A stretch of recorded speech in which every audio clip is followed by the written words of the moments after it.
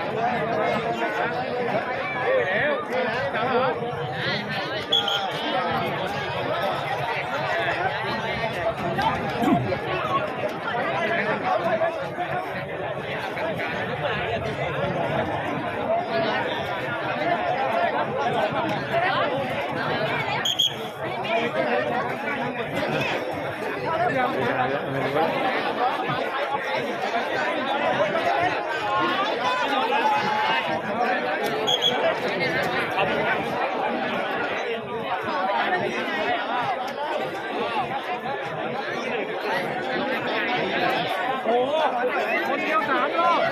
อะไรอ่ะ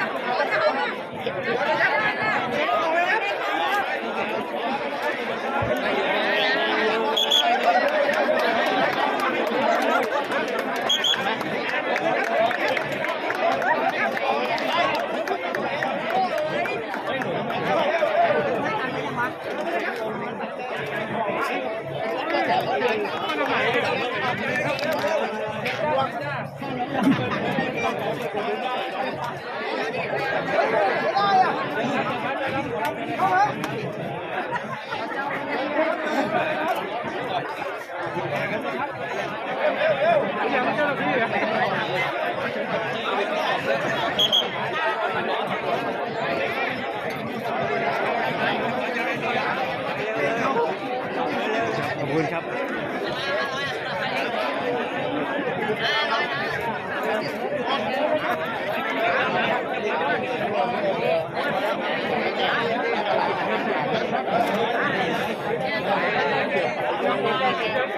โอ้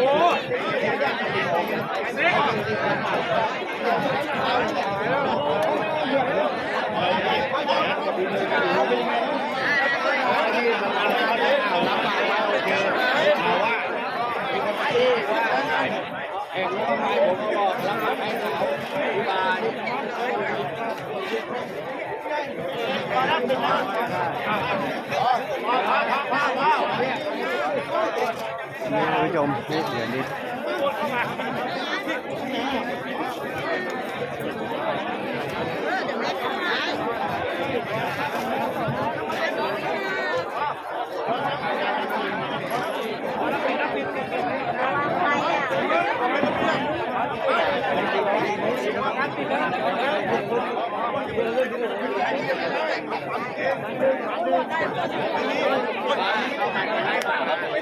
กับเหรียญเจ้าสัวนะครับที่วัดกลางบางแก้วกลางบางแก้วที่ออก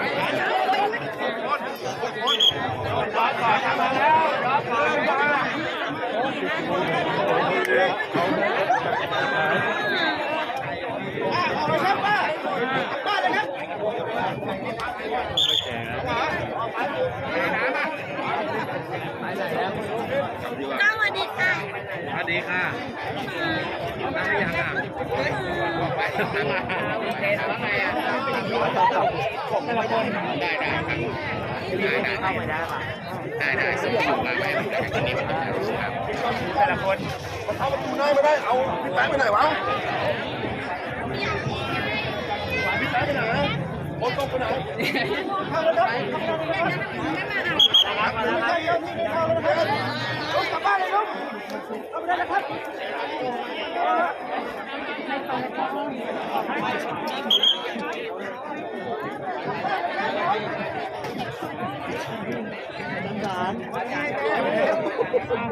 พี่นะข้างหลังนะขยับมาเลยไม่ถ่ายเอาไงให้ เข้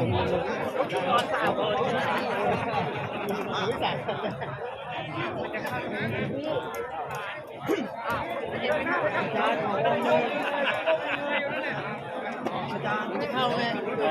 เข้ามาอาจารย์ของนึงอาจารย์ไม่หวังเลยครับผมไม่โกงแต่ที่ไม่ดี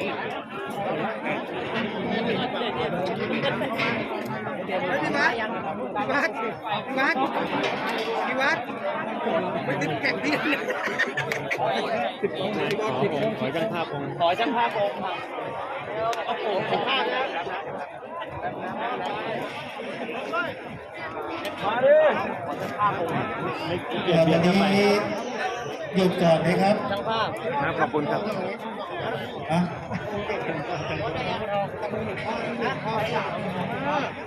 ะเจ๊ล้างครับ เจ๊ล้างมารอน้องที่หน้าโบสถ์ด้วยครับ เจ๊ล้างครับ